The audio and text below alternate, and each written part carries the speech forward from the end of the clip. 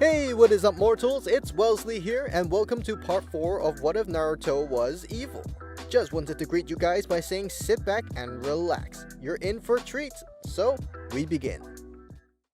Shortly after Naruto regained himself, the sack that the Anbu placed on his head when he was initially kidnapped was removed. Sweat dripped down the lost Genin's face. A blinding light source directed at him, flooding his eyesight. He couldn't tell what was going on, but his muscles felt bound in the sitting position he found himself in. Still hazed, the young boy tried stretching. However, as it turns out, he was actually strapped to the chair, with his arms tied by the baseline of the back of the chair and his legs along his seat's legs. The discomfort brought a slight eerie panic to the boy's psyche. The longer he sat there, the more his jolting movements grew more exotic and rapid. It didn't take long for his vision to clear up and adjust to the new levels of light he was being exposed to. However, it didn't help that the rest of the room was dark, clouded by the light solution surrounding him from the light source above. Hey! Is anybody here? Let me out! As Naruto's voice crescendoed from a light humming to a loud cry for help, his voice echoed around him. Whatever room he was in, it was a large one. Naruto sat in isolation, strapped to a chair in a dark room. The Genin began to use his chakra control to turn his fingers into chakra blades to maybe cut himself out. However, no chakra could be summoned. Naruto went to investigate the cause for his chakra blockage. Sure enough, his legs and arms were entirely covered in sealing and explosive tags. Suddenly, a voice echoed from just behind the young Genin, causing him to jump, and a drop of sweat landed just next to his legs, merely centimeters away from a strapped explosive tag. A door slid sideways, revealing a silhouette of a short-haired man. His features weren't recognizable, but judging by the name that was just blurted out, it would have to be Danzo's. Careful there. Wouldn't want your guts sprawled across this room. I wouldn't recommend sweating on those, Naruto. Danzo's voice rang out from where the silhouette stood. Eventually, it would block out the light emitting beyond the door behind him as he inched closer with each step until he was finally exposed by the light of the one shining down on Naruto. Danzo slowed to a halt just before crossing a white line taped to the ground. The old man smiled before taking one step past it. The Anbu behind Naruto grabbed him by the hair and forced his head to cock forward to a bow. Naruto's vertical peripherals can only gaze upon Danzo's shinobi sandals and no higher. Tell me, do you know what Konoha represents? Represents? We're just a village. What's there to represent? Foolish child. Konoha is not just a simple village. We represent resilience and origin. Something I'm afraid you can't relate to. Naruto grew agitated. He wasn't in the mood for insults. Now, answer me. Where did you find the scroll that's now in your possession? Naruto hesitated to answer, and the Anbu clenched again in scalp, forcing the answer out of him. Naruto gasped in pain for a brief moment before shouting his answer. The Hokage's office! The Anbu's fingers released their tight grasp, and Naruto took a breath of relief. Next question. Were you alone? Or did someone put you up to it? Out of fear of Naruto's hair, he didn't hesitate. It was Mizuki. He said a scroll was in the Hokage's office. I could use it to help me pass the academy exam. He told me not to let anyone find out. Yet here you are, spilling information and breaking your promise with him. Such lack of resilience. The Anbu reacted once again, squeezing the Genin's hair, forcing him to look up at the light where a kunai was already present. The tip of the blade was only an inch away from Naruto's pupil. You simply won't do for a soldier the way you are now. What happened to the scroll? Naruto's eye couldn't help but blink rapidly. The discomfort the ever-so-close kunai brought him caused more sweat to drip down his face. Everything was out of his control now. It's still in my apartment! Danzo nodded. He inserted a pipe to his lips, and the Anbu lit the tobacco with fire jutsu from behind Naruto. His chakra control must have been on another level, since Danzo didn't even feel the heat of the fire jutsu. The old man inhaled the fumes and puffed out a cloud of smoke at Naruto's face. The smoke made its way to Naruto's eyeball, causing him to blink really tightly. The Anbu forced his eyelids back open with his fingers. Danzo spoke out, enjoying the pipe. I see. Tell me, boy, what did you learn in that scroll? Naruto's eyes began to dry out, and he wasn't allowed to close it either. He wasn't sure when it happened, but the kunai inched closer to his pupil. Are you driving that thing closer every time I blink? Or close my eye? The random elite shinobi in the dark socked Naruto across the cheek, causing a bruise. As Naruto's head was shaken to the side, the kunai that sat idly right in front of Naruto made a deep cut along the bridge of his nose. A river of blood ran down Naruto's cheeks and lips. Once again, his head was forced in its previous position, leaning upwards past the chair's back support. The only time you may speak is when answering Lord Danzo's questions. Naruto took a moment to himself. His composure was ever fading, and his mentality of the situation wasn't getting any better either. However, in this brief moment he wanted to himself was taken as another sign of hesitation to the Anbu, and he began to heat up the kunai with the hand he's holding it with. The blade took no time at all to grow to a bright red. It doesn't take a genius to know what the Anbu would do with it. The internal beckoned cry for help and mercy was forced out of Naruto out of fear. The heat emitted from the blade and eroded the surface of Naruto's eye worked wonders to hasten his resolve to answer. Everything! I've read over the scroll dozens of times! Naruto's voice shattered through his vocals like the foam of a rabid dog. The look of desperation on his face grew painstaking. Danzo's eyes widened a bit. It wouldn't make sense for a Genin child to lie under these circumstances. They haven't been conditioned to resist such interrogation methods. However, for a mere Genin to learn all of the forbidden jutsus found in the scroll is equally senseless. I see. Then I'm afraid you won't be sent home just yet. Prepare to be resilient, young Genin. Danzo nodded at the mysterious Anbu hovering behind Naruto. He chucked Naruto's head forward as he withdrew the heated kunai. His head can now relax as it was leaning forward, looking down at himself. Tears formed up in only one of his eyes. The pain finally caught up to him with the adrenaline settled. It caused the left side of his vision to go hazy. Slowly, it would lead to critical permanent blindness. His tear gland under the eye was burnt as well, keeping tears from falling down that side of his face. The blood that ran down his face from the bridge of his nose had dried up. Naruto's face showed a dead blank stare. However, the shaking, tears, and sweat told another story. He was putting up a brave front, but his body wouldn't let him.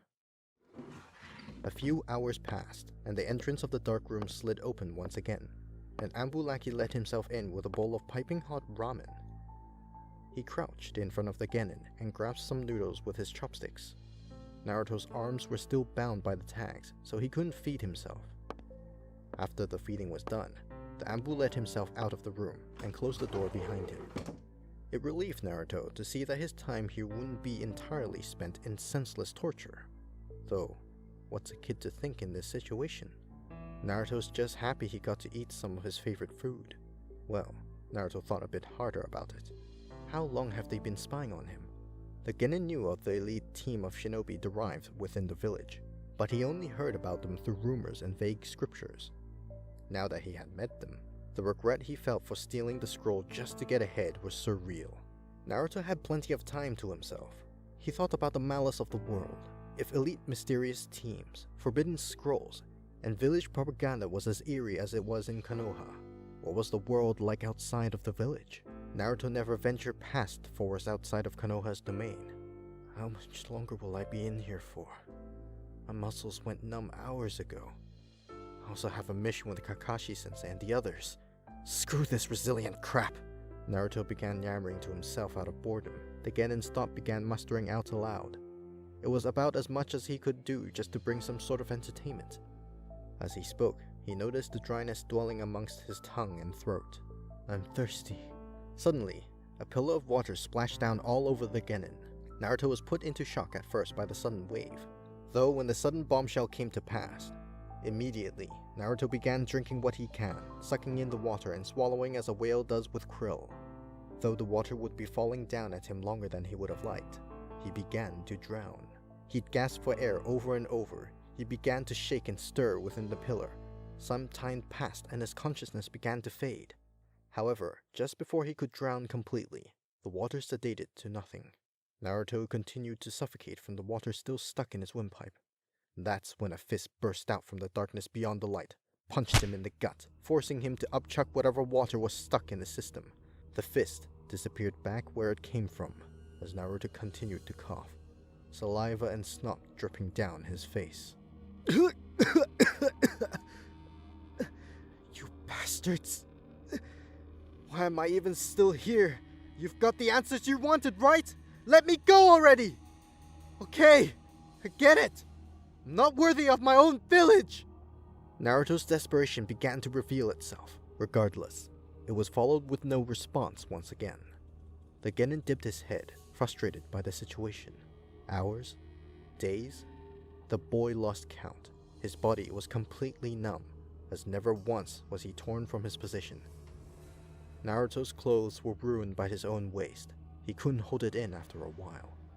Even though moisture has touched the tags, no explosion occurred, so what was said during the first day about not letting anything drip on them was just a bluff. Naruto's baggy eyes glared up along where the entrance would be.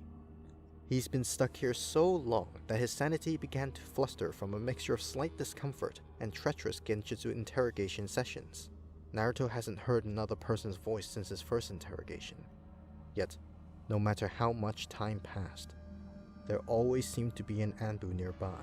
Their infiltration skills were immaculate. Naruto still couldn't be sure of the ghosts that were potentially gazing over his shoulder at all times. "You're done."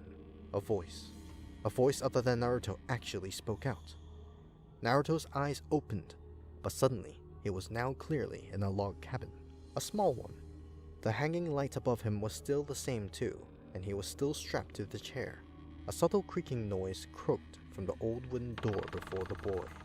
Beyond the door was once again Danzo. However, he looked nothing like he did when Naruto was in the dark room. Was there ever a dark room? "It's about time you've been let out. A few minutes was more than enough time." Naruto's lips quivered as his eyeball pushed downwards. Naruto's eyes dilated when he heard the amount of time he was in there. It didn't help that he can still actually feel his body, unlike how it was in the dark room he's been in for who knows how long. Few minutes? The hell do you mean, few minutes? I've been put through hell for weeks because of you!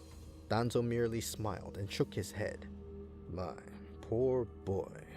That must have been one horrid experience you've had. Tell me, do you think you're resilient enough for this village? Resilient? That damn word again! What does that have to do with anything? That's when it clicked. Naruto's face lit up like brimstone. This entire time, the reason why he couldn't see or sense anyone that entire time. Genjutsu? Danzo played the fool, shrugging his shoulders. Genjutsu?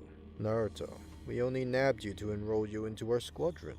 It's occurred to the Anbu and myself that you are indeed a force worthy enough for the cause. However, unsure if you were resilient enough for the tasks ahead. None of this made sense. Why would they think that of a simple genin? Naruto closed his eyes, trying to recollect himself in the situation. Guess you didn't show enough resilience. When the genin opened his eyes again, the dark room returned and Danzo was gone. Naruto bit his bottom lip aggressively, drawing blood from frustration. Until you accept your destiny, this room shall be your fate forever. A vessel of resilience is what you must become, young man. Danzo's voice echoed through the dark-chambered room. Though, that's when the image of Kurama popped in his head. Over and over again, day by day, in the darkness, Naruto's mental state faded more and more until all that was left to focus on was Kurama. Even through repeated harsh interrogations, Naruto was starting to go silent. It seemed whatever harm put Naruto's body through began to no longer take effect. He was already long gone. At least, that's what Danzo thought. Naruto sat in front of the fox stuck in the cage once again. This time, the seal looked more damaged than before. Hello again, fox. Hello, brat. This time, the first time in what felt like weeks, Naruto smiled. In fact, he felt peaceful sitting in front of the QB. However, Kurama didn't share in the young blonde's sentiment. If anything, he was pissed at the fact that he hasn't managed to just break himself out yet. Just let me take over for a bit. I can break out of those tags of yours. Can you? Wouldn't we die? Don't be a fool, boy. My power is far more capable than you realize. We could resist if you let me try. Naruto was suddenly dragged out from the Jinchuriki dreamscape as the genjutsu suddenly ended. Good. Welcome to the Anbu. Naruto was absolutely livid. His brain state was far from sane at this point. I never agreed to your damn offer! Offer? Don't believe you ever had a choice in the matter, Naruto. Once said, the Anbu went for a swift attempt with his elbow straight at Naruto's head. However, before it made impact, he maneuvered his head to the side and bit down on the arm, pulling the Anbu towards him and bonked him in the head with his hard skull. Danzo simply put the genin in another genjutsu, never showing the secret dojutsus he has lying underneath his bandages. Danzo faced the unconscious Naruto. Enjoy your first mission, young genin. I can't wait to see how you put that kinjutsu to use. Display a good heap helping of resilience out on the field. Danzo's lips folded to a smile. It was obvious this whole kidnapping attempt was the start to an organized plan set out by the old man. Resilient. Upon hearing that word once again, something triggered Naruto's mentality, causing him to wake up. There wasn't a lot to look at. The cell he found himself in was old and musky. A white-haired shinobi that Naruto has never seen before stood silhouetted outside his room. Good. You're finally awake. Where am I? The white-haired shinobi stayed silent and pushed his glasses up along the bridge of his nose. He turned and bowed before a figure yet to be seen past the cell walls. However, Naruto could see the hazy miasma of negative emotion just from beyond his point of view. Someone was there. Lord Orochimaru, your patient is ready for you. Orochimaru revealed himself. His wicked smile widened as he gazed down at the strapped-down genin. Thank you, Kabuto. Please leave me and continue to plan with the Sound 5. Kabuto bowed once again before walking off. Meanwhile, Orochimaru opened the cell door and pulled up a chair for him to sit on. You and I have a bright future ahead of us, Jinchuriki of the Nine Tails. Thank you all for indulging yourselves in this story thus far. Hope you enjoyed it. Now, there are a few more things that I'd like to go over before the video ends. Firstly, we've got a primary channel called We the Celestials. We the Celestials is what we do here already, but their content's centered around the crazy world and lore of My Hero Academia. So please, check us out over there if you're feeling in the mood for a roller coaster of quirky content. We also have another relative to our channel, Anime Deep Dive. Anime Deep Dive goes deep into the facts and lore of a wide variety of anime. It's sure to expand your weeb knowledge of all kinds of series guaranteed. I'd like to let you all know, on behalf of We the Celestials, I'd like to thank everyone involved in the production of today's awesome content. Their details will be in the description below. If you're perhaps interested in what we do here in We the Celestials, then I'd like to extend out an invitation to join the team. The only caveat being we accept members 16 and older to join our crew. You can find us on our Discord, which you can locate in the description below, whether you're a fan or looking to join our band of misfits. All you gotta do is hit up the recruitment server and sign up for whichever category of work that fulfills your interests. We're always looking for members to join us. Well, that's it from us for today's video, so thank you for watching and have a great day.